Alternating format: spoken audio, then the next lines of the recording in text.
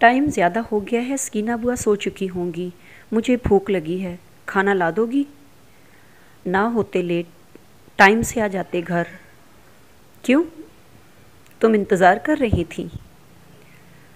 क़यामत आ जाएगी, मगर वो दिन कभी नहीं आएगा जब मैं तुम्हारा इंतज़ार करूँगी, समझे तुम? जान हंसा था।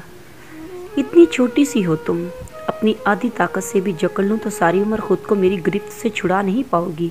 शुक्र अदा करो रब का कि मैं आम मर्दों जैसा नहीं हूँ।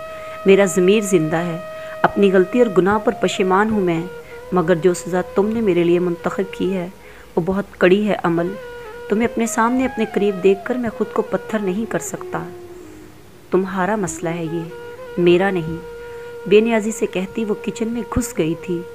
अजलान सर्द आब भर कर रह गया।